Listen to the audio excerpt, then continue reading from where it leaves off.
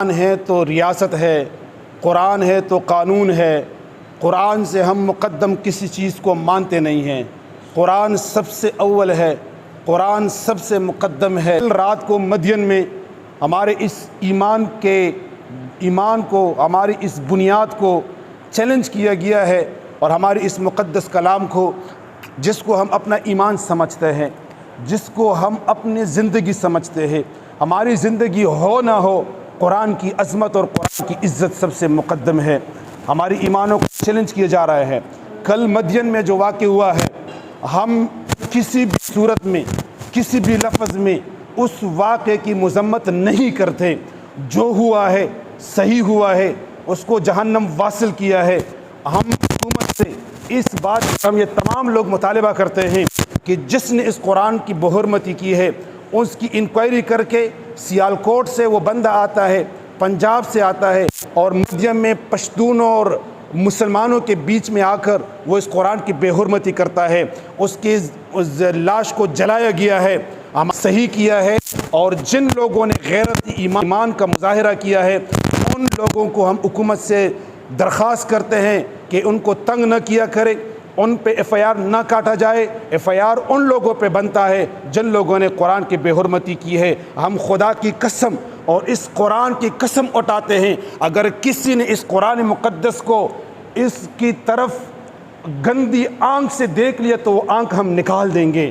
اگر کسی نے زبان استعمال کر دی اس قرآن کے خلاف تو ہم اس زبان کو کھینچ کر کاٹ دیں گے۔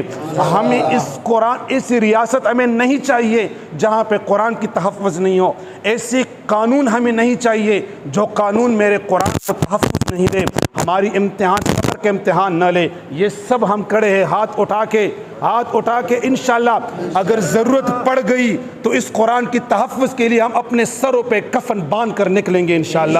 ہمارا خون بھی قرآن کے لیے حاضر ہے، ہمارے مال بھی حاضر ہے، ہمارے جان بھی حاضر ہے۔ ہماری جان میں جان نہ ہو کوئی پرواہ نہیں ہے، ہمیں قرآن کی تحفظ چاہیے، ہمیں قرآن کی حفاظت چاہیے۔ ہم حکومت پاکستان سے مطالبہ کرتے ہیں کہ جتنے عناصر ہے وقتاً فوقتاً سر اٹھاتے ہیں، اس سر کو کچلنے دو، وگرنہ ہم خود ہتھیار اٹھائیں گے اور میدان عمل میں آئیں گے انشاءاللہ۔